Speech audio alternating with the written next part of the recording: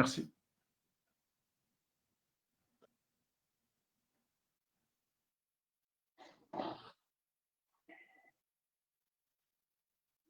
Madame, Monsieur, bonsoir. Nous aurons aimé commencer l'année 2021 sur GISR Info par des sujets plus gais, mais malheureusement, l'épidémie du Covid-19 s'impose encore et toujours comme le sujet phare du moment. Le Covid continue de sa progression dans le monde. Après, près de 1,8 million personnes sont décédées jusqu'à aujourd'hui. 82 millions ont été contaminées. Aujourd'hui, nous sommes exactement à un an de l'annonce officielle de l'apparition du virus par l'OMS.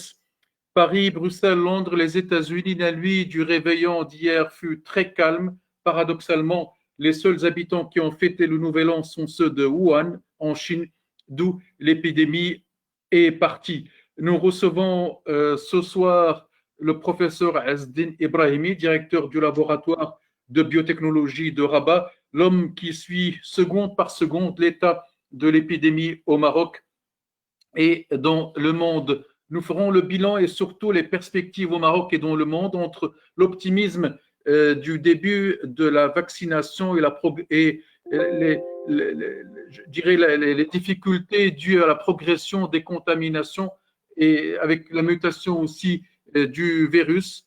Notre ami technicien est en ligne aussi avec nous et nous entendons un peu les bruits du côté de la technique. Donc, nous sommes la preuve que nous sommes en direct. Donc, je disais que les chiffres, parmi les chiffres, c'est Asdin qui nous ont bouleversés aujourd'hui. Le ministre de la Santé allemand vient d'annoncer 1000 morts en Allemagne pour la seule journée d'aujourd'hui. Alors, où en est l'épidémie du Covid-19 au Maroc et dans le monde? Merci beaucoup, Mustafa, pour l'invitation. Comme j'avais toujours promis que je serais là s'il y avait besoin pour un petit peu communiquer avec vous et avec la communauté marocaine à travers le monde pour donner en fin de compte ce qui arrive au Maroc et aussi donner une perspective sur ce qui est vraiment en train d'arriver au monde en entier. Donc là, je commencerai par souhaiter عام مبارك سعيد وكل سنة وأنتم طيبون. بطبيعة الحال هذا العام الجديد كنا كنتمناو يكون كما قال السي مصطفى احسن، ولكن الحمد لله الحمد لله كنقول بان هذا من المعاناه ومن رحم المعاناه كيخلق انسان جديد وكتخلق الفرص. الحمد لله كنظن كثير من الاشياء الجميله ان شاء الله ستكون. دونك انا جو في m'exprimer dans les deux langues puis après سي مصطفى comme vous voulez. moi à votre aise, CSD.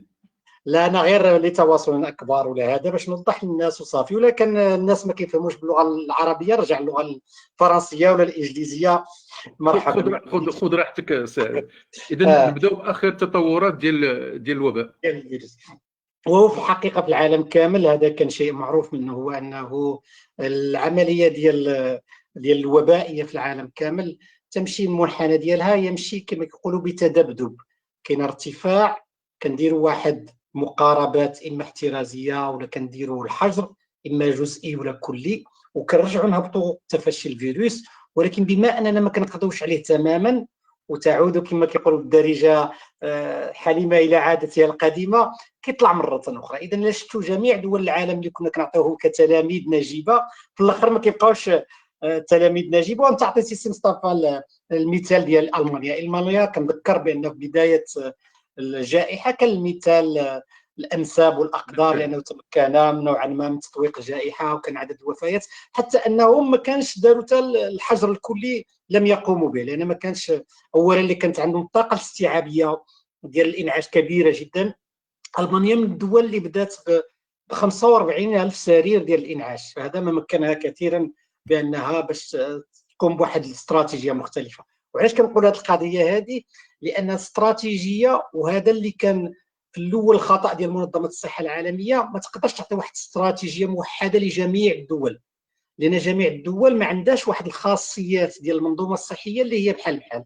اذا كان لزاما على كل دوله ان تتخذ اجراءات معينه من خلال الطاقه الاستيعابيه ديالها في الانعاش، من خلال العدد ديال الاصابات. ولكن انا كاين بلد اللي انا يحز في قلبي كثيرا لاسباب متعدده، هو الولايات المتحده الامريكيه، لان رغم انه القوه ديال الولايات المتحده الامريكيه زعما حرام جدا. وهذا حنا نفس فين ما كتوفى كنحسوا لان كنشوف من خلال البعد الانساني راه كاين واحد العائله تتالم وكاينه واحد الاسره مكلومه. اذا ملي كتشوف الولايات المتحده الامريكيه وصل العدد تقريبا الى 330 الف تقريبا كنظن، وربما سينتهي العدد في 440 الف، وهما سيكون لهم اكثر من ذلك في شهر يناير، سيكون رهيبا في الولايات المتحده الامريكيه، لانه غدا نهار الاحد سيكون النهار الذي ستستعمله في المطارات بحده برقم قياسي. يعني ان الكثير من الحركيه، وهنا هذا ركن اساسي، الحركيه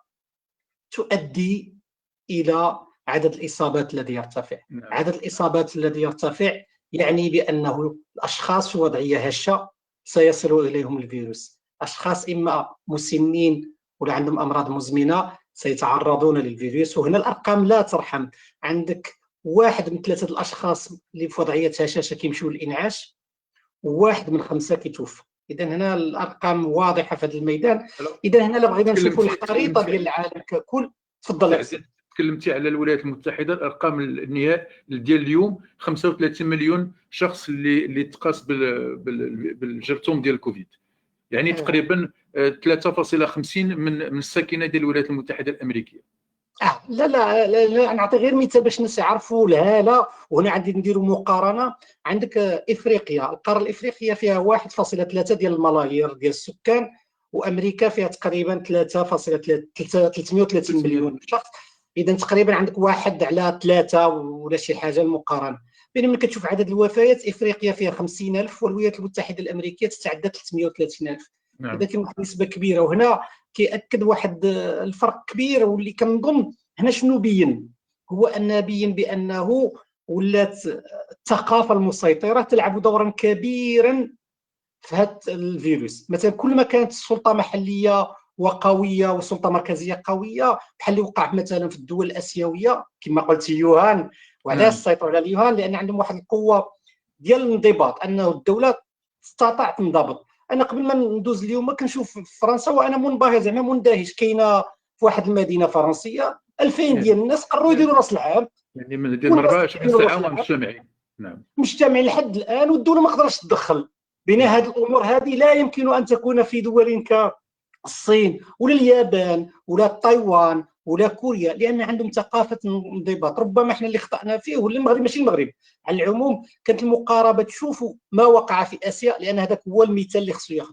اما الدول اللي فيها الغربيه كان عندها واحد الفردانيه ديال الشخص ديال التعامل، وعنده واحد الانفراديه في التقرير، وهذا اثر كثيرا في ضياع كثير من الوفيات. اذا غير باش نقول باننا لم نخرج لحد الان من الحاله الوبائيه في اوروبا، في امريكا اللاتينيه، افريقيا حاله خاصه سنعود اليها. ولكن هذه الدول هذه ستعرف ذبذبات، غادي تكون بطبيعه الحال ما يسمى بالحجر الكلي ولا الجزئي. بعد ذلك غتنخفض الفيروس وغيرتفع، الا بوجود المقاربه ديال اللقاح اللي هو الحل الاخير اللي يمكن نرجعوا ليه من بعد ان شاء الله. قبل ما نتكلموا على اللقاح سي عز الدين، نتكلموا على هاد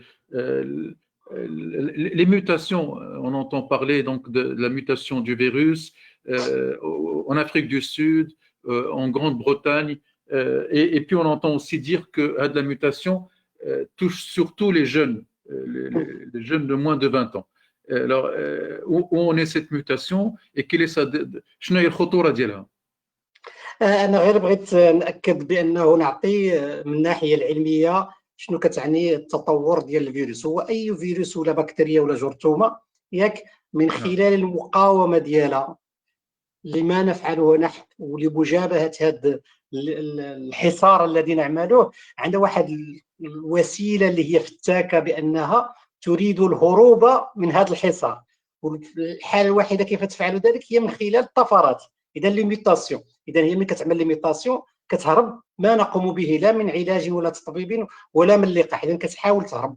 إذا منذ بدايته، منذ يوهان، هو يوهان والجينوم ديال الفيروس، وهذا كان واحد شيء جميل جدا، وهذا انتصار البشرية سنعود إلى ذلك. هو أنه في 24 دجنبر 2019 تمكنا باش نعرفوا الجينوم، وهذاك الجينوم المرجعي هو اللي كيتسمى ديال يوهان. هذاك هو الجينوم المرجعي، ولكن احنا كنا عارفين بان هذاك الجينوم سيتطور خلال سنه. اللي كنا كنتسائلوا هل سيتنوع بسرعه كبيره ولا ياخذ الوقت ديال التنوع ديالو؟ كان هذا سؤال جوهري في الاول. وانا كنحييك على قلتي اليوم هي الذكرى الحقيقيه ديال الكوفيد. علاش؟ لسبب بسيط، لانه اول حاله نشرت في العالم ديال شخص مريض بالكوفيد كانت فاتح يناير 2020، بينما الجينوم نشر الاولاني ديال الفيروس نشر في 24 دجنبر 2019. اذا احنا ملي كنا عارفين بان الفيروس سيتطور، اذا اللي تطور وكانت واحد الطفره غير ما هضرناش عليها بزاف، لما نتكلم عليها كثيرا، هي الطفره ديال دي 614 اللي هي سائده في العالم الان، واللي ظهرت حوالي شهر مارس ابريل وهي اللي ولات سائده. اذا ما بقاش الفيروس ديال يوهان والجينوم ديالو هو المسيطر، بينما هذه الطفره هذه اللي ولات مسيطره. اذا كيظهروا احنا مثلا في المختبر عندنا، وهذا احنا سعداء جدا باش نتقاسموا التجربه المغربيه. احنا من الاول قلنا بان سيكون هناك تغير، وكانت الوزاره وحنا اللي مزيان كنقولوا، اللي عيان كنقولوا. كان هنا كنشكر السيد ديال الوزير التعليم العالي والبحث العلمي السي أبزازي، لانه في الحديث معاه ولسبب بسيط هو ايميونولوجيست، هو بروفيسور في علم المناعه، اذا كان سهل التحدث معنا. ودرنا بحال نوعا ما ان شرينا ما نحتاجه من معدات بان باش نديروا واحد اليقظه فيروسيه ولا يقظه جينوميه في المغرب. وملي كنناقشوا كنجبروا، ملي كنحلوا دائما كتجبر فيروسات عندهم بزاف ديال الطفرات. غير هو ملي كيكون غير سلاله وحده عندها وما كايناش بزاف ديال الاشخاص عندهم، ما كيكونش مشكل. اللي وقع في بريطانيا وفي جنوب افريقيا هو انه هاد الطفره هذه اللي كتسمى ان 501 إيكغيك هي انها سيطرت على جنوب بريطانيا، واخذت تسيطر على اش كيقولوا لا على جنوب افريقيا، واحد الطفره اخرى لقى واحد الرقم واحد اخر. هادو هما اللي ولاو مسيطرين. هنا ملي كتولي هذا غير باش الجمهور العربي يفهم، هو ملي كتطرح واحد السؤال جديده عندنا 5 اسئله مهمه خصنا نجاوبوا عليها ضروري، ما يمكنش ما نجاوبوش عليها. كنجاوبوا عليها كنقولوا والتشخيص اللي كنقوموا به كيبقى صالح ولا لا؟ لان التشخيص، لان الطفره جات ما بقيناش كنكتشفوها ولا عندنا مشكل. اذا نبغي نقول بالنسبه لهذه السلاله هذا التشخيص مازال قائم، وجميع التقنيات ديال التشخيص تمكن من التعرف على هذه السلاله هذه. كاين الشيء الثاني كنقولوا واش كيتفشى، واش المرض اللي كيتصاب به الشخص هو صعيب ولا كيبقى في نفس الخطوره. اذا كيتبين لحد الان الاشخاص اللي تصابوا باي سلاله كيبقى الخطر هو في نفس الخطوره، نفس المرض ما تغيرش. اللي تبدل في الحقيقه انا الشباب فاس. فوالا دابا كنرجع للتفشي. اللي رجع للتفشي هو انه السرعه ديال الانتشار ديالو كبرات، وكاينه معطيات اللي خصها عاد كتقول، لان بريطانيا هي الوحيده اللي عندها الارقام، وهي الارقام باقا جديده اللي كتقيل ربما حنا غير باش ناخذوا الحذر في هذا الميدان هذا، بان الشباب ربما كيتقاس اكثر من الاشخاص الاخرين. السؤال الثالث اللي مهم نجاوبوا عليه هو واش المناعه، الانسان اللي كان عنده مناعه ضد واحد السلاله اكتسبها بانه كان تصاب، واش غتبقى عنده ولا لا؟ ولحد الان كيتبين بان الاشخاص اللي عندهم ديجا واحد المناعه طبيعيه من خلال الاصابه ديالهم بالفيروس كيبقاو. بالنسبه للسؤال اللي صعيب كلشي كيبغي غير الجواب ديالو، واش يؤثر ذلك على اللقاح ولا لا؟ اذا واش خدينا اللقاح وجات هذه السلاله عن وجهها؟ جميع البحوث اللي كاينه حتى في يدنا حنايا كتبين لحد الان ان جميع اللقاحات ربما ستكون ان شاء الله. هذا هو مضمون السؤال اللي توصلت به الان من عند احد المتتبعين من كندا، ومجموعه ديال الاخوان تتابعونا من كندا مباشره، التي يسال واش هذا اللقاح اللي الان تحضر واش كذلك يمكن يقاوم هذا لا ميوتاسيون ديال الفيروس. غير باش نوضحوا دابا باش نوضحوا اكثر. اذا هو اللقاحات، التاثير ديال هذه السلاله هذه ولا هذه السلاله الجديده على اللقاح كيمكننا نناقشوه من خلال المنصات اللي طورات هذا اللقاح. اذا كاينه المنصه السهله الكلاسيكيه هي اللي عند سينوفارم ومجموعه من الشركات الصينيه، اللي هي واحد المنصه سهله كتاخذ الفيروس وكتقتلو وتعطبه وكتخرج ديك البروتينات ديالهم كتستعملهم لايجاد المناعه ولا انتاج المناعه. هادو بطبيعه الحال كلشي كيفهم بانه هاد الاجسام المضاده اللي كتعطي المناعه غادي تكون ضد بروتينات متعدده.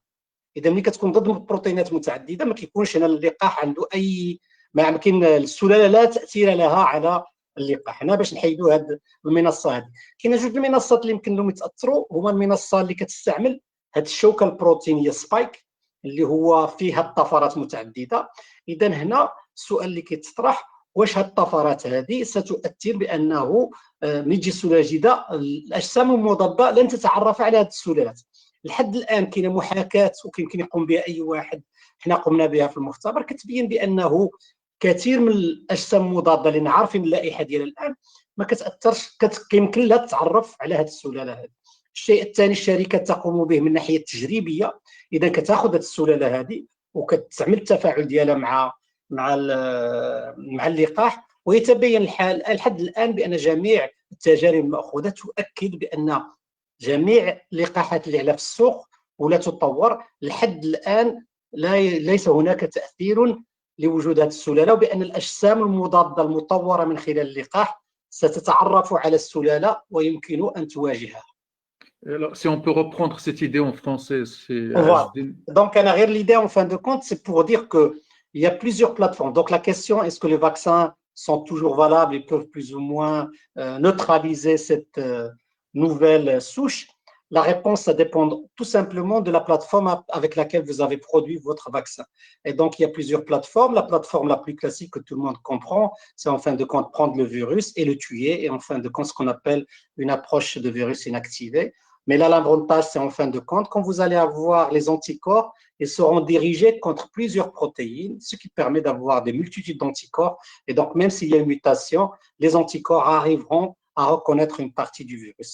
Dans les deux approches, et surtout l'approche mRNA, donc l'ARN messager, ou que ce soit la DNA virus, donc qui est un transfert, là, on a utilisé que la protéine spike qui permet en fin de compte d'infecter les cellules. Et donc, la plupart de ces mutations qui sont là découvertes sont au niveau du gène du spike, au niveau de ce qu'on appelle du binding site, c'est le RDB. Et donc, la plupart des gens ont eu peur parce qu'ils pensent que plus ou moins, comme il y avait ces mutations, il y a changement de conformation de la protéine et on ne pourra plus reconnaître, les anticorps ne pourront plus reconnaître le virus. Et donc là, on pourra faire ce qu'on appelle la modélisation moléculaire, c'est une simulation sur ordinateur. Et donc, on peut prendre tous les anticorps monoclonaux, les anticorps développés contre la spike, et voir est-ce qu'il y a interaction avec la nouvelle protéine du virus, du nouveau virus. Et donc là, ça apparaît qu'il y a toujours interaction parce qu'il y a une multitude d'anticorps qui sont générés.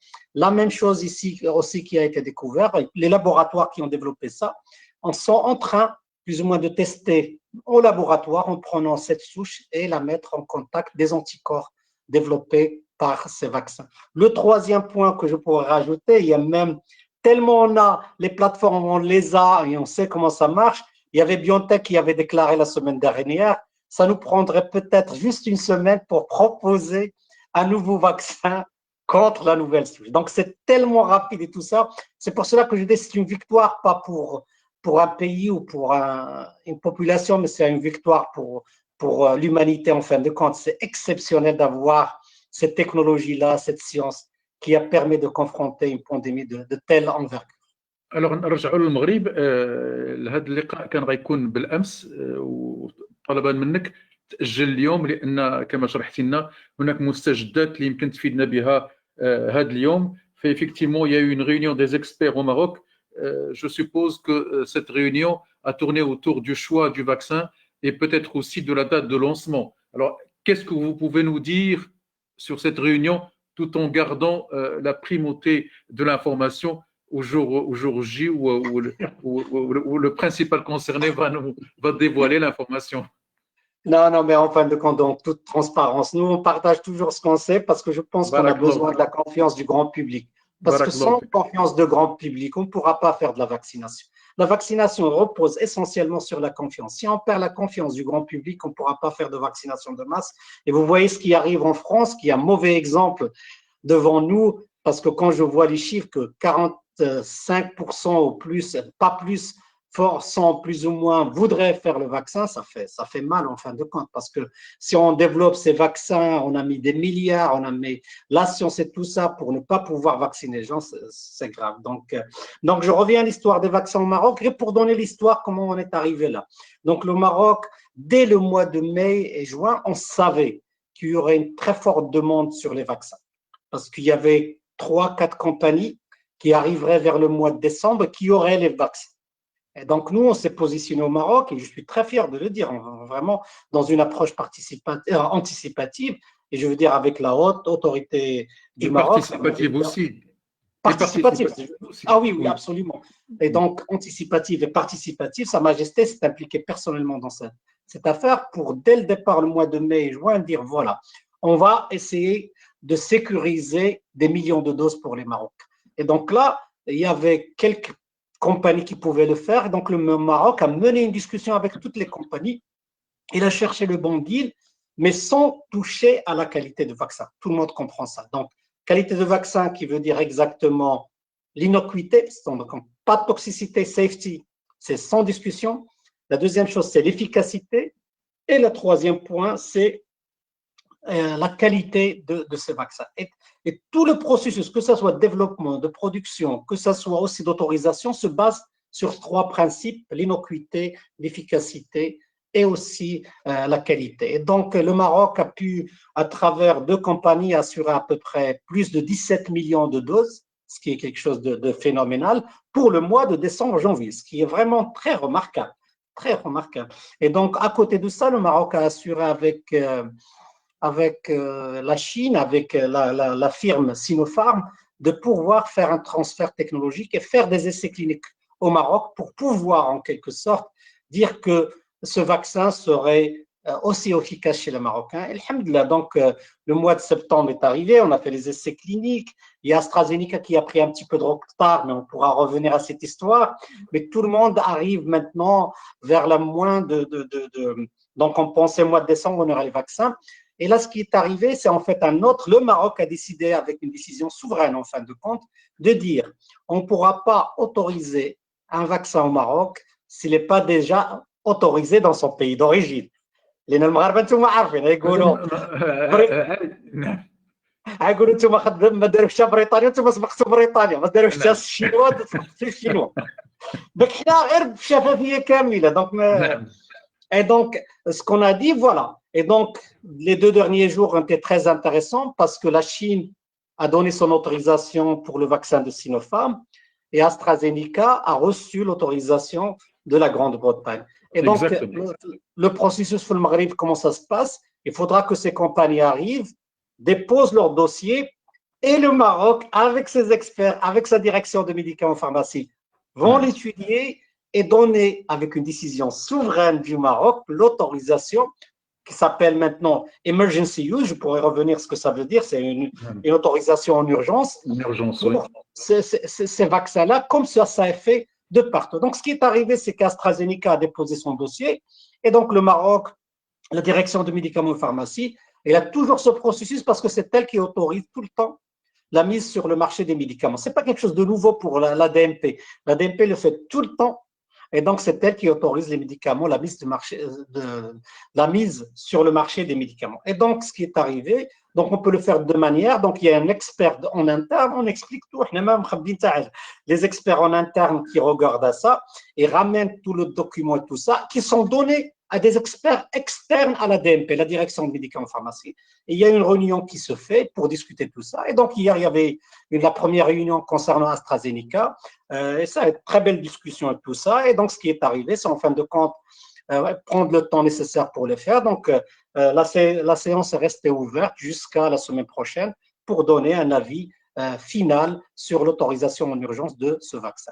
Donc, certainement, voilà, Sinopharm, certainement, ça va arriver le week-end ou la semaine prochaine, mais c'est la même procédure. Donc, on a tout qui va arriver, que ce soit un vaccin marocain, américain, britannique, chinois, passera par la même procédure, c'est-à-dire c'est la DMP qui regarde. Une fois c'est fait, donc ça passe à l'étape d'après. Il y a une autre commission et en fait, ça revient aux décideurs dans ce sens de lancer la campagne. Et donc, mais moi, juste en regardant la chronologie, donc si on arrive à le faire, Inch'Allah, vers la semaine prochaine, donc le temps reste et on a le vaccin, donc certainement, on est en train de parler de quelques jours. Donc, alors, un chiffre que nous avons lu sur la presse aujourd'hui, c'est le taux d'efficacité du vaccin Sinopharm. On parle de 79,43%.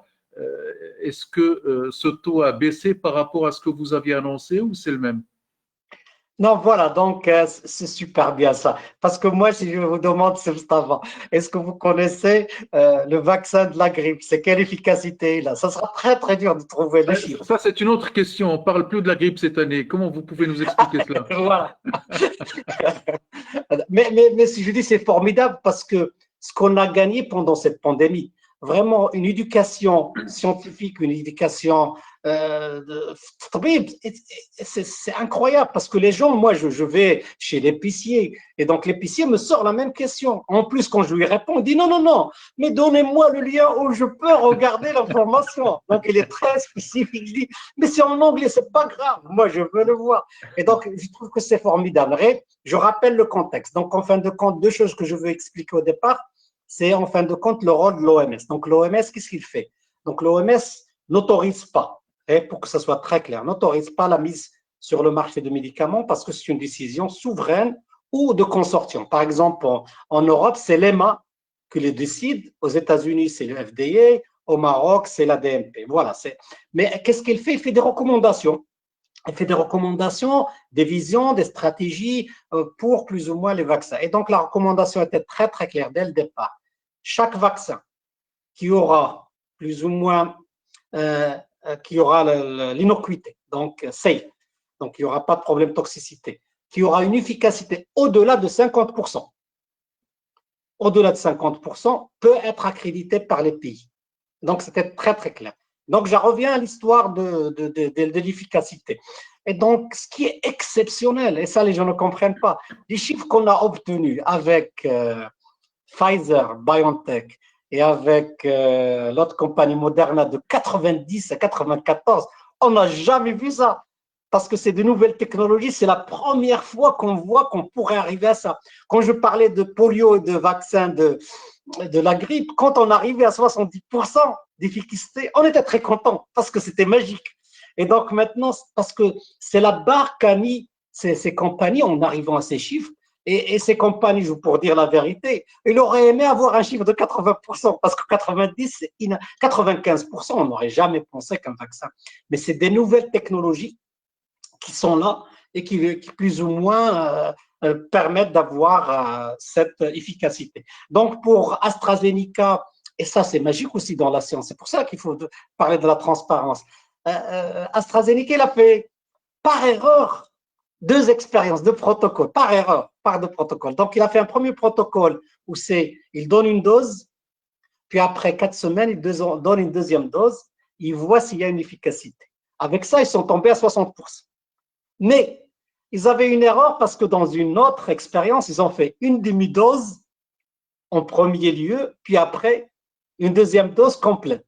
Ça a donné 90%. C'est pour cela que le chiffre, quand a été arrondi, ça a donné 70%. Mais là, AstraZeneca, il est en train de recommander soit de faire une demi-dose, soit de faire une dose, soit une demi-dose, une dose. Donc là, AstraZeneca. Pour tout ce qui est les Sinopharm, elle est très connue, en fin de compte, dans le monde des vaccins. C'est en fin de compte que tous les vaccins qui sont faits sur des plateformes classiques d'inactivation de virus sont très safe. C'est-à-dire là, vraiment de point de vue inocuité, safety, c'est le premier. Donc c'est un choix à faire et c'est pour cela que tout le monde veut le faire. La deuxième fois, la plupart du temps, quand ils ont une efficacité, c'est entre 70 et 80. Et je pense que le chiffre de Sinopharm maintenant qui est sorti, vous avez dit pourquoi le chiffre change, parce que à fur et à mesure que vous allez avoir plus de chiffres, vous allez peaufiner et donc ça va tomber vers 79%. Mais je rappelle au départ que c'est en fin de compte, c'est à peu près au-delà de 50%, vous pouvez le mettre. Donc, de 70 à 95, je vous le dis comme je le pense, moi le premier que j'aurais sous la main, je le prendrai. Donc, parce que c'est quelque chose qui est là et qui est très efficace et très safe. نقطة مهمة تنظن السي عز الدين هو أن quelques scientifiques marocains disent aussi que vous avez opté pour Sinopharm et AstraZeneca parce qu'ils sont faciles à distribuer. Les autres vaccins demandent des frigos à très haute densité qui va être difficile pour le Maroc de pouvoir distribuer un peu partout. وهذا بالضبط، هذا غير باش نوضحوا، اذا هذا راه جانب ايجابي. صافي دير المغرب كنت réfléchi à ça au mois de juin. Donc on a cherché les vaccins alors qu'il y avait une demande terrible. Vous ne pouvez pas trouver de vaccins sur le marché maintenant. Même si vous avez des milliards, il y a des voisins qui n'arrivent pas à l'avoir. Donc, La preuve, la Belgique a des difficultés pour avoir des vaccins. Alors, il y a voilà. 2 jours, il y a eu une réunion importante ici en Belgique et la vaccination ne va démarrer que lundi et il y avait pénurie de vaccins et je pense qu'ils vont commencer peut-être par 150 000 vaccins durant les premières semaines, c'est dire la difficulté de trouver des vaccins.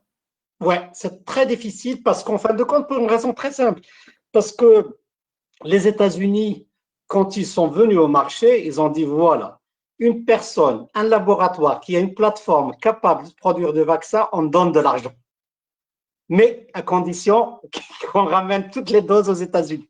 Et donc le Canada, par exemple, il a acheté 5 fois d'autres doses dont il a besoin. Donc, aux États-Unis, on avait dit qu'on allait faire vacciner 20 millions de personnes le 1er janvier. On n'est même pas à 2 millions. Donc, mais là, parce que pour eux, ils ont mis des milliards de dollars pour le faire. Donc, je reviens à cette histoire de pourquoi la logistique est très importante parce que, comme vous l'avez très très bien dit, ça serait stupide de ramener du BioNTech, du Moderna au Maroc et on n'a pas l'infrastructure pour le stocker, pour le distribuer. Et donc, ça sera vraiment, ça sert à rien. Et donc, le Maroc, comment il a fait? Il a dit une diversité, mais en se basant en premier sur les vaccins dont la logistique, on l'a déjà. Donc, pour nous, on n'a pas ce problème comme en Europe. Donc, parce qu'on a la culture de la vaccination. C'est Mustafa, je comprends bien. Là, vous avez le tampon marocain quelque part sur le bras, je suis sûr. Tout à fait. C'est le cachet marocain. Voilà, donc le tampon avec une dizaine. Donc, on n'a pas. Parce que même quand j'entends les gens en train de douter de vaccination, c'est une discussion en Europe, peut-être en France, mais au Maroc, parce que nous, on emmène nos bébés de 7 jours à se faire vacciner. Donc, ce n'est pas quelque chose. Et donc, la logistique était très importante et le Maroc a opté pour ces vaccins-là, mais ça ne veut pas dire que si le Maroc peut mettre la main sur BioNTech ou Pfizer ou Moderna, il le ramènera, mais on pourra faire par exemple, là où on a la logistique d'avoir les moins 80, on utilisera le BioNTech, par exemple dans les grandes villes, parce qu'on peut avoir ce genre de frigo, mais dans les autres villes, on utilisera les autres vaccins, mais on doit s'assurer que ces vaccins suivront les mêmes procédures et qu'ils auront une très bonne, excellente safety, innocuité et bien sûr l'efficacité et que la production est de très bonne qualité. Alors, السؤال اللي وصل اللحظة, donc je rappelle que nous recevons sur la page Facebook de ce programme les questions de la communauté marocaine un peu partout. Alors, c'est une question سؤال من إيطاليا تيقول كيفاش تشرحوا لنا بأن عدد الناس اللي تقاسوا في إفريقيا ما تيتعداش 0.2 من ساكنة إفريقيا مع العلم ان مثلا في امريكا فاتوا 3% من الساكنه. كيفاش تشرح لنا هذه النقطه بروفيسور؟ وهذا سؤال مهم جدا غير باش نوضحوا، لان هذا من البدايه احنا كنا كنتسائلوا احنا لانك الانسان رجع وستتم الكثير من قراءة وإعادة قراءة التاريخ. رجعت لما كتب في شهر فبراير ومارس كان الجميع يتكهن بأن إفريقيا ستكون ضحية كبيرة لهذا الفيروس، ولكن الحمد لله لأسباب متعددة. إذا لأسباب متعددة ما كايناش شي سبب باين وواضح لا من الناحية العلمية ولا شي حاجة، ولكن يمكن نعطيو مجموعة من الأسباب اللي أنها مكنات إفريقيا نوعا ما بأنها تخرج من هذه المحنة هذه سالمة لحد الآن. الأول حاجة هو أنه الهرم التسكاني. إفريقيا ملي كنشوفوا الهرم التسكاني غالبية ديال السكان ديالها ياك أقل من 50 سنة، وحنا كنشوفوا بأن جميع الأشخاص اللي كيتوفاو في أوروبا وأمريكا كلهم غالبيه ديالهم عندهم واحد السن معين. حتى في المغرب باش نعطيك الارقام ديال المغرب بان المعدل ديال اصابه الاشخاص هو تقريبا 40 سنه، بينما الوفيات المعدل ديال الوفيات هو 67 سنه فاصله 5. اذا هنا ملي كناخذوا الدول الافريقيه راه كتبدا قاره شابه جدا. اذا جميع هاد الاشخاص هادو صغارين ما تقاسوش. هنا كيجي السؤال الاخر، علاش هاد الشباب هادو ما كيتقاسوش، اللي هو شيء طبيعي. السبب اللي اساسي كنعرفوه هو انه المناعه كل ما كانت المناعه والشخص عنده واحد المناعه قويه في البدايه، يقدر يكون حتى كبير ولكن عنده مناعه مزيانه. احنا في المغرب مثلا نعطي واحد المثال، كاين واحد شخص 104 سنوات تبارك الله اصيب وعاش نعم. تبارك الله عاش، لانه هو عنده واحد المناعه. اذا الاشخاص ملي كيكونوا صغار الكل كيعرف بانه كيكون عندهم مناعه ممتازه. اذا علاش اقل من 18 سنه كتشوف الارقام في العالم، كتشوف حتى العدد ديال الوفيات قليله جدا قليله جدا. بينما ملي حنا كنطلعوا في السن كتولي المناعه كتنقص، وكيتزاد العامل الثاني اللي كنا متاكدين منه هو العامل ديال الامراض المزمنه. كل ما كانت هناك امراض مزمنه كل ما كيؤدي ذلك الى انه هاد الاشخاص كتولي في وضعيه هشه. نعطي مثال، الناس كيسولوا علاش السكري مثلا. السكري بزاف الناس توفاو به. السكري لانه معروف ان الاشخاص اللي كيكون عندهم السكري المناعه ديالهم كتنقص جدا. اذا ملي كتنقص كتلقى، اذا ملي كتشوف هذه القضيه هذه في افريقيا كتجبر السن قليله، المناعه غالبا. علاش المناعه مزيانه في افريقيا؟ وخصنا نقول الصراحه، لان هاد الاشخاص كيشوفوا البكتيريا دائما، كيشوفوا الفيروسات دائما، كيشوفوا الوسخ دائما اللي هو ان بوستاج بيرمانون ديال ليمونيتي. اذا عندهم مناعه طالعه. الشيء الثالث هو الامراض المزمنه اللي كاينه في مجموعه ديال الدول ما كايناش. الشيء الرابع اللي كاينه فرق كبير، وهذا ما كايناش عندنا الدليل الكافي، ولكن هو عمليه ديال التلقيح اللي موجوده في افريقيا، من انجح العمليات في العالم اللي موجوده ديال التلقيح هي في افريقيا مقارنه مع الامريكان. الامريكان لا يوجد برنامج عام للتلقيح، بينما هو برنامج شخصي. اذا كاينه مجموعه من الاشياء اللي مكنات. وبان الشيء الرابع هو الكثافه السكانيه، انه ملي كنشوفوا افريقيا كل ما قلت الكثافه كل ما جبرتي بانه الفيروس ما كيتنتقلش بزاف. بينما ملي كتاخذ المدن الكبرى مثلا عندك ثلاثه الدول اللي فيهم بزاف، عندك جنوب افريقيا، عندك مصر، عندك المغرب، لان كاين واحد الكثافه سكانيه في اماكن معينه. Alors, une autre question, François de Paris, qui pose la question suivante. Comment expliquez-vous, nos professeurs, la disparition du virus de la grippe cette année? Est-ce qu'il a Oui, réellement il y a une disparu? explication. Ça, j'avais dit ça. Moi, j'ai même les enregistrements. Parce qu'au départ, les gens venaient me voir, me disaient, voilà, mais comment on va discriminer entre le virus de la grippe et le virus de tout ça, parce que les symptômes sont les mêmes, et comment la grippe va s'ajouter ça. Mais on avait oublié une seule chose qui était très, très simple. Parce que les gestes barrières qui permettent de lutter contre le Covid, le COVID-2, permettent de lutter contre la grippe.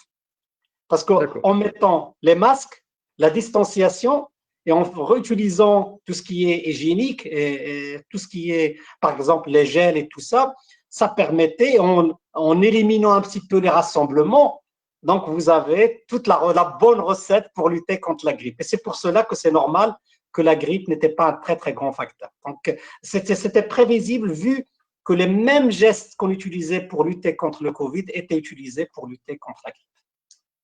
Alors, les campagnes de vaccination ont commencé dans plusieurs pays. Vous avez parlé des États-Unis. On annonce que la future vice-présidente a été vaccinée, Kamala Harris a été vaccinée il y a 2 jours.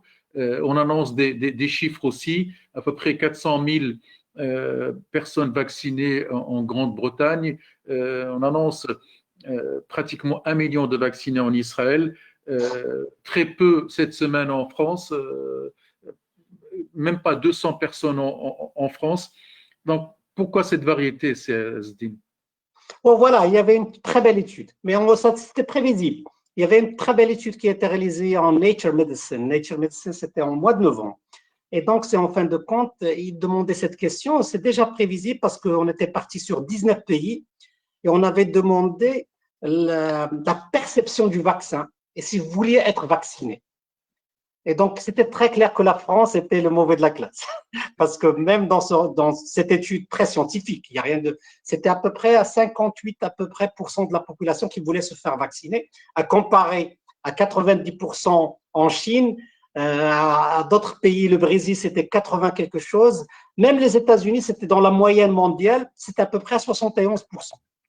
Et donc, la diversité qu'on est en train de voir vient dès le départ parce qu'il y a une perception, en fin de compte, de vaccins, et peut-être qu'il y a moins de culture de vaccination en France. Donc, c'est quelque chose qui est très important. Aussi, il faut prendre en considération, c'est en fin de compte, quand vous regardez les pays asiatiques, quand il y a un pouvoir central, en fin de compte, qui est là, qui centralise tout, même le Japon, parce que le Japon, c'est vraiment centralisé. Il n'y a pas ce vraiment individualisme. Et là, ça va vers une réflexion philosophique. Il y a de la discipline aussi. Il y a de la Il y a de la discipline aussi. Et donc, la diversité est là. Et donc, là aussi, on peut dire aussi, pour rendre justice même à la population, peut-être que les scientifiques ne sont pas de bons communicateurs. Et ça, c'est quelque chose qu'il fallait avoir. Et donc, un scientifique, normalement, c'est dans un laboratoire en train de faire quelque chose. Il n'est pas là à sortir pour expliquer qu'est-ce qu'un virus, pour dire le vaccin, comment ça marche, comment on l'a fait rapidement. Et puis après, en France, il y avait cette bagarre incroyable entre Paris et Marseille. Je ne voudrais même pas rentrer là-dedans. Il y avait plein de choses qui ont vraiment endommagé la communication en France. Et c'est pour cela que je pense que ça va prendre un petit peu de temps pour que ça rassure. Mais enfin, les courbes de vaccination sont les mêmes de partout. Donc, vous avez le virus qui est là, donc il n'y a pas de vaccin. Une fois que vous commencez à vacciner, le virus va descendre, chuter de circulation, mais il y aura une perte de confiance parce qu'il y a les effets indésirables qui commencent à arriver. Vous avez le virus qui remonte, puis après, vous communiquez mieux, confiance, et le virus va descendre pour. On sait même comment ça va marcher, mais c'est vrai terrifiant de voir que des gens qui ont la possibilité de se faire vacciner ne le font pas. Voilà. Et c'est la même chose aux États-Unis, j'avais dit ça. Aux États-Unis, ils ont 20 millions de doses qui sont disponibles. Il n'y a que 2 millions qui ont été utilisées. Je pense que ça, c'est impardonnable. Moi, je dis chaque fois que je passe, j'étais à Al Jazeera la dernière fois, j'ai dit voilà, chaque vaccin que vous n'utilisez pas, renvoyez en Afrique. Nous, on le prend, on l'utilise. On n'a pas de problème avec ça, voilà. Alors, نرجع للمغرب. منذ أسابيع وزارة الصحة تتكلم على استراتيجية ديال التلقيح، وتكلمات حتى على 500 ألف عملية تلقيح تنظن في الأسبوع. إذا كان ما عرفتوش هاد الأرقام هي أرقام يمكن نوصلوا لها، أو هي يمكن أرقام اللي صعيب أننا نوصلوا لها بروفيسور. وغير في المغرب، غير باش نرجعوا للمغرب، اذا المغرب من يتبين بانه اللقاحات ربما تجي في شهر دجنبير ولا شهر يناير، ان المغرب في واحد المقاربه عاوتاني مره اخرى استباقيه ومقاربه تشاركيه. كان جلاله الملك اجتمع في 8 ولا 9 نوفمبر بهذوك الشركاء كلهم اللي غيدخلوا في عمليه ديال التلقيح، اللي كان فيهم الصحه، وزاره الصحه، وزاره الداخليه بطبيعه الحال، الجيش الملكي، الدرك الملكي، جميع الاشخاص اللي غادي يقوموا بهذه المهمه هذه. واذا دارت واحد الخطه مندمجه. هذه الخطه شنو كترتكز؟ حيت المغرب عنده ديجا واحد التجربه اللي قام بها. المغرب لقح في واحد العشريه 11 مليون ديال الاشخاص. اذا عندنا واحد اللوجيستيك، عندنا واحد. اذا المغرب اللي كاين عندنا بالنسبه عندنا 2800 مركز اللي يمكننا ندير فيه التلقيح. اذا هذا 2800 اللي كاينه. هاد 2800 كلشي كيعرفها. مثلا حنا في المغرب راه عندنا القسم الصحي، راه عندنا المستوصف، راه عندنا، وهادو كلهم كيدار فيهم التلقيح، وكيديروا في رمليه كيديروا التلقيح دائما. اذا ماشي شي حاجه جديده. اللي غيتزاد عليهم ربما غادي يحتاجوا اطباء، اذا حتى الاطباء يمكن غادي يجيو يلقحوا. الشيء الثاني اللي يمكن الاشخاص الاخرين اللي غادي يتزادوا حتى الطلبه المقيمين والداخليين في كليه الطب، وحتى هما يتزادوا على هذه القضيه هذه باش يكفروا واحد العدد ديال الاشخاص اللي يمكن يقوموا بهذه العمليات. اذا لا قلنا عندنا 2800 مكان اللي يمكن نديروا فيه، يمكن نوصلوا لعدد كبيره اذا كانت الجرعات كافيه. مي حنا ماشي في الصراع مع الوقت. حنا اللي بغينا نديروا مزيان بنظام وانتظام، واللي خدا التلقيح ديالو. علاش؟ لسبب بسيط، هو انه ماشي غير بجرعه واحده. كون كان بجرعه واحده نعطيك الجرعه وسير تلف، ماشي مشكل.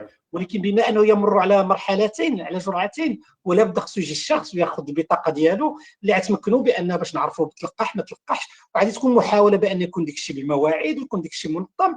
احنا الحمد لله كنظن بانه المغاربه والثقافه ديال التلقيح عندنا، انا زعما كنظن بان العمليه ان شاء الله ملي يكون حنا ما عندناش اللقاح دابا، غير يكون عندنا اللقاح مرحبا. اذا متاكدين بان مازال ما وصلش البروفيسور؟ وانا شوف، انا ما هو اجرائي وتدبيري لا علم لي به. نعم. سؤال من المغرب بروفيسور.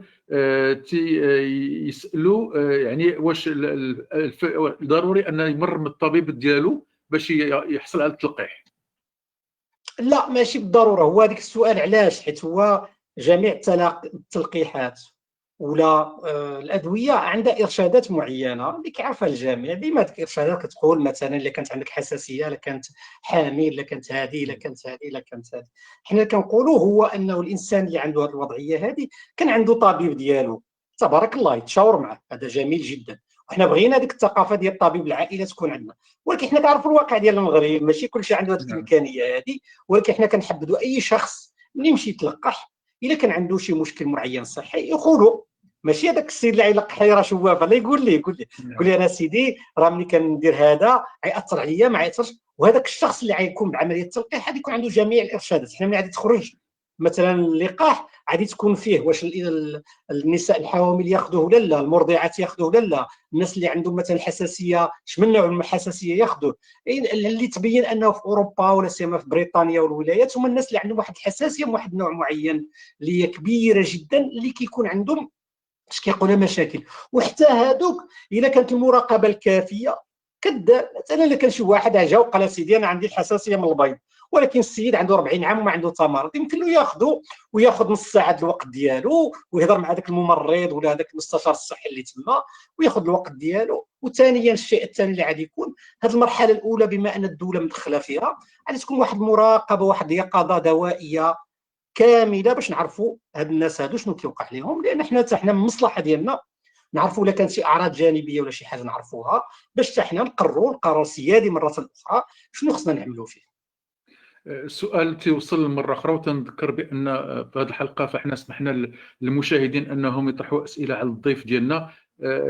Professeur, comment vous expliquez la baisse des contaminations au Maroc ces 3 derniers jours?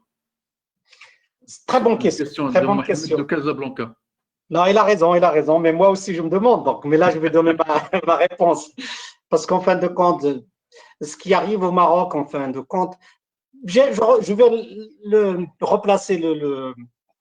replacer la question. La question, pourquoi on faisait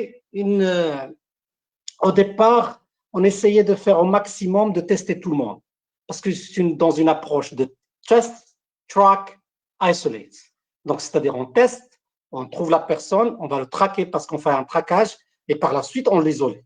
Mais il faut dire la vérité, au Maroc, ça n'a pas marché. Parce que ça n'a pas marché pour plusieurs raisons. Parce que je n'ai pas vraiment à mettre le doigt dessus. Donc là, cette politique de faire tout le temps des tests, et de les faire tout simplement parce qu'on n'arrivait pas à isoler les gens. Et donc, autre chose qu'il faut rapporter, c'est quand vous dépassez un nombre de gens qui sont infectés, il faut le mettre en considération avec les gens asymptomatiques. Et là, par exemple, même la France ne pouvait pas le faire parce qu'à un certain moment, vous ne pouvez pas isoler tout le monde. Si vous voulez isoler tout le monde, ce que vous faites, c'est le confinement. Voilà. Et donc, ça va dans ce sens. Et donc, le Maroc, une remarque très générale, c'est en fin de compte le nombre de personnes qui sont testées a diminué. Mais moi, le chiffre qui m'alarme le plus dans les chiffres du Maroc, voilà, c'est en fin de compte, on a gardé le nombre de personnes en réanimation. Ça fait plusieurs semaines qu'on est à peu près à 1100, 1200. Et je pense que ça, c'est très grave parce que 1100, 1200, ça veut dire qu'on est en train d'abuser de notre système de réanimation. Donc, les personnes infectées, le nombre ne veut rien dire parce que pour une raison très simple, on sait que 80% des personnes ne développent pas de symptômes. Donc, quand je vous dis que j'ai 1000 infectés, est-ce que c'est vrai 1000 infectés? Mais ce n'est pas au Maroc, c'est de partout, ça veut rien dire. On avait parlé des États-Unis, vous avez parlé de 33 millions, alors que le CDC, il a dit peut-être qu'on est arrivé à 150 millions. Parce que pour eux, parce qu'en rajoutant les asymptomatiques, on ne sait pas. Et donc, c'est pour cela que c'est juste une indication, les infectés. Le plus dur, en fin de compte, c'est le nombre de personnes en réanimation. C'est pour cela que je pense que les indices utilisés en France est très, très important. Le nombre de lits non occupés en réanimation par 100 000 habitants. Là, c'est intéressant parce que là, ça vous donne une idée de ce que vous avez fait. Et là, on fait des lignes rouges, jaunes, vertes, ce que vous voulez. Mais au Maroc, moi, je pense qu'on est toujours au jaune depuis quelques semaines parce que même si on regarde le chiffre qui descend des personnes infectées, c'est vraiment trompeur parce que le chiffre qui reste toujours constant, c'est 1200, il faut se concentrer. Et c'est pour cela qu'on dit vraiment qu'il faudra essayer de garder ces gestes barrières qui sont très dénigrés parce qu'ils sont si simples que ça, mais ils sont très, très importants. La seule chose dont on est vraiment sûr, c'est vraiment que ces gestes barrières marchent. Ça marche. Même à travers des expériences personnelles. ياك des expériences personnelles, même dans les chiffres, même dans les revues internationales et tout ça, c'est des choses qui marchent, c'est-à-dire que ce soit le port du masque, la distanciation et aussi l'utilisation des gels alcoolisants et l'hygiène, c'est quelque chose qui marche. C'est pour cela qu'on dit, et je reviens à ce que j'avais dit tout à l'heure en arabe, que ce soit pour la nouvelle souche, que ce soit pour les chiffres, le plus important, tant qu'on n'est pas arrivé à 67%, 70% de la population qui est vaccinée, il faut garder ces gestes barrières. سؤال اخر دائما من تيطون هذه المره بروفيسور، انا دازني الكوفيد، واش ضروري نتلقح؟ هذا سؤال مهم جدا، فيه جوابين. هو باش نكونوا واضحين، المناعه تكتسب بطريقتين. كاين ما يسمى بالمناعه الطبيعيه، هو ان الفيروس كيدخل، وهذاك الفيروس ملي كيدخل كاين الجسد يطور واحد المناعه، اما تائيه اللي هي لا ميموار، هي الذاكره ديال الخلايا، ولا من خلال الاجسام المضاده. وكاينه الطريقه الاخرى هي اللي كنقولوا حنا التلقيح اللي من خلال انه يوهم الجسد كاينه واحد المناعه اللي كتطور. الفرق بيناتهم هو انه في المكتسبه كتكون غير الاعراض الجانبيه، بينما عندك في الطبيعيه كاين المرض. اذا حنا والشيء الثاني اللي مختلف، ما كتعرفش شحال خديتي ديال الفيروس وشحال المناعه اللي طورتي، بينما ملي كتكون اللقاح كنعرفوا شحال خديتي الجرعه وشحال الوقت كتاخذ باش تطور المناعه الكامله. اذا حنا بالنسبه لنا كنقولوا غير من الناحيه الطبيه والمرحليه التدبيريه، الناس اللي في وضعيه هشاشه اللي دازهم مثلا الاصابه هذه شهرين ولا شي حاجه، هادو يدوزوا يتلقحوا، هادو ضروري يدوزوا يتلقحوا. علاش؟ لان ملي كنعطيوهم اللقاح كنعرفوا شحال عطيناهم ديال الجرعه، كنعرفوا شحال يطوروا ديال المناعه وشحال الوقت غادي يطوروها مثلا باش وصلوا للمناعه الكامله. بالنسبه للاشخاص اللي في السن صغيره، علاش كنقولوا دابا يتسناو؟ علاش؟ غير باش عندنا الجرعات غير كافيه. انا بغينا هذاك مثلا 17 مليون نحميو بها هاد الفئات الهشه باش نخرجوا ما نبقاوش نهلكوا المنظومه الصحيه ديالنا والمنظومه الاقتصاديه ديالنا. اما من بعد انا كنظن الجميع خصو يتلقح. علاش؟ باش كيعرف بانه خدا الجرعه اللي كتفيدو واللي كتعطيه المناعه الكامله من بعد واحد الوقت. اذا في الحاله ديالو هو غادي يشوف شمن خانه غادي يمكن يصنف راسو.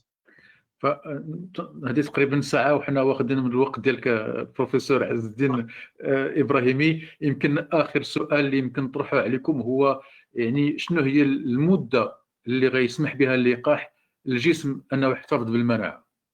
ودابا عطيتيني السؤال صعيب حتى الاخر ياك. لا، غادي نعطي 3 ديال الاجوبه. اذا اولا ما كنعرفوش. هذا هو الجواب الاولاني. ما كنعرفوش بالضبط لسبب بسيط، كما كيقولوا الفرنساويه اون با اسي دو ريكول. لان مثلا الدراسات اللي تعملت للاشخاص اللي كانوا تصابوا في شهر مارس، انا كنهضر على المناعه الطبيعيه الان. نعم. تصابوا في مارس وتسالنا شحال غادي يتمكنوا من الاحتفاظ بهذه المناعه الطبيعيه. كاينه بحثين، واحد خرج هذه يومين و3 ايام، وكاينه واحد البحث واحد اخر اللي خرج في نوفمبر كيقول بانهم الاشخاص الاغلبيه ديالهم اللي كانت عندهم مناعه طبيعيه كيحتفظوا بها لحد الان 3 شهور، وهي المده اللي نقدر نتبعوهم لانهم بداو في مارس، دابا راه 8 شهور. اذا حنا راه باقي كيتبعوهم. نعم. كاين السؤال الاخر بالنسبه للقاح، هو سؤال مهم. علاش؟ لان اللقاح، علاش كنعطيو اللقاح؟ كنعطيوه غير واحد الترخيص ديال الطوارئ emergency use، لان ما كملش عام. الان اللي عندنا في يدينا جميع هذه اللقاحات هذه كتبين بانها على الاقل 3 شهور اللي هي المده ديال التجريب. ما عندناش اكثر من 3 شهور، لان هذا التجريب ديال جميع الاشخاص اللي خداو هذه اللقاحات هذه ياك كلهم عندهم واحد المناعه اللي بقات في هذه 3 شهور هذه. الشيء اللي مهم باش ناكد على اللقاح، جميع اللقاحات والاشخاص اللي خداو اللقاحات لم يطور اي احد منهم 100% في جميع اللقاحات اي حاله حرجه. غير هذا السبب هذا خصنا ناخذ اللقاح. الناس اللي خداو اللقاح حتى واحد فيهم ما دار حاله حرجه، حتى لما وافقوش اللقاح اذا دار غير اعراض خفيفه. هذه نقطه مهمه بروفيسور، لان بعض الاخوه الله يسمح لهم يقولوا بان هنا كاين ناس اللي كذا، كاين ناس اللي وقع له كذا، كاين السيد اللي سخف، كاين السيد اللي طلعت له السخانه. فانت تتاكدوا 100% بان الناس اللي خداو اللقاح ما بان عليهم حتى شي حاجه. هذه ماشي كنهضر انا، جميع الابحاث التي نشرت ديال موديرنا ديال فايزر ديال اش كيقول استرازينيكا بينات بانهم الاغلبيه ديال الاشخاص رغم انه اللقاح مثلا ما نقولوا حيت ليفيكاسيتي كتعني بان مجموعه الاشخاص غيطوروا اي المرض، حتى دوك يطوروا المرض ولكن خداو اللقاح ما طوروا غير اعراض خفيفه فيه، وهذا ربح كبير جدا. حنا علاش الناس كتصور ليفيكاسيتي وما كتشوفش هذا الرقم؟ هذا الرقم كيبان لي مهم. الشيء الثاني اللي مهم في هذه الابحاث هذه بينات بان حتى الاشخاص المسنين كينتفعوا من المناعه. انا في استرازينيكا بينت بانه المناعه ديال الاشخاص المسنين كانت بحال الاشخاص العاديين اللي خداو اللقاح. اذا هذا شيء مهم جدا. علاش؟ باش ناكدوا بان اللقاح فيه منافع اخرى، منافع كثيره، والاضرار الجانبيه معروفه. غير باش نرجع، انت كتقول السي مصطفى شي وحدين كيقولوا طور الحمى، وكاين اللي كيقول ما كان الحق ندار له شي حاجه. ولكن راه ديما واقع. الدواء لا خديتي اسبرو هذاك اسبرو 500 ياك اللي كناخذوا عندنا من المتجر، ما عارفين لا شكون مصاوبو لا شكون جايبو لا شكون هذاك راه كيعطيك اعراض. ثاني كتشوف شحال هذاك العدد. مثلا الصين دابا لقحت ملايين ديال السينوفارم، كتبر قليل الاشخاص. كتبر مثلا في الولايات المتحده ديك الضجه الكبيره اللي تقامت، قال لك اسيدي 6 الناس ماتوا، ولكن 4 بهم ما كانوش واخدين اللقاح بتاتا، والاخرين جوج. كتبان هذا علاش؟ حيت هذه العمليه ديال التشكيك تتم من خلال كلمه حق يراد بها باطل. كياخذ واحد المعلومه وكيبني عليها. مثلا جاو السينوفارم وقالوا في البيرو وقفوا، حيت كتوقف، حيت اي لقاح ملي كيكون في التجريب وكيعطي اعراض جانبيه ما كايناش دفتر التحملات كنوقفوا تنشوفوا. في البيرو وقفوا سينوفارم تتبين بان الاعراض اللي كانت عند شخص واحد من الالاف الاشخاص واحد شرحوها ورجعوا. مثلا البرازيل كان سينوفاك حتى هو وقع فيه. هذاك سينوفاك وقفوا نهار واحد لان السيد مات. ملي مات السيد مشاو قلبوا علاش مات، جبروه انتحر.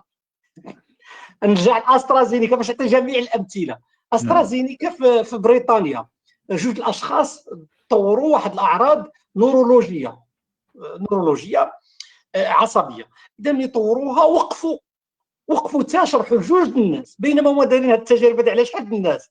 تقريبا 45,000 ديال الناس، ولكن غير على جوج الناس توقفات وتشرح وكيستمر لك. غير الناس ما كيعرفوش المنظومه، واللي معروف بانه حتى الناس كتعتغش. غير بيني وبينك دابا نرجعوا غير للشعبويه ديالهم.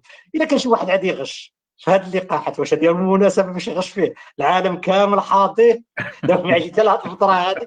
الا كان يغش في دوايات اخرين لا ما يمكنش، لان دابا حتى هما باش يحيدوا هذه القضيه. كتعرف بانه اي دواء باش كيتعطى له الترخيص كتعمل التجارب غير على 8000 الاشخاص. الا عملتي 8000 الاشخاص كيعطيوك الترخيص. ما كاينش شي لقاح لحد الان اللي خرج ما دارش 35,000. على الاقل داروا 35,000 عاد بقاو كيهضروا معاه. اذا انا غير بغيت نطمئن، كنقول جوج النقاط باش ننهي بها. هو انه الانسان الحمد لله سنه صعيبه مرت بينا، كاين ضغط نفسي، وحنا ما شناش هاد الاخوان هادو. وانا دوزت سنين كثيره في الغربه، اذا كنعرف الحنين ديال الاصدقاء هادو اللي على برا وكنهضروا معاهم. ملي كدوز واحد الفتره كبيره على برا كيتحنوا لي على بلديك، وهذيك العطله السر كيجي كتبان ليك وكيبان لك هذاك لقاء الاحبه. اذا حنا بغينا هذيك الحلاوه هذيك كلشي وصل ليها. كيفاش يمكننا نوصلوا ليها؟ انا دابا كاخ كنهضر ماشي كمواطن وكاخ لهاد الاحبه هادو. يمكن نوصلوا لها عندنا جوج طرق. هو نديروا الاجراءات الاحترازيه ديالنا، حمل الكمامات، التباعد الجسدي في هذه المرحله هذه.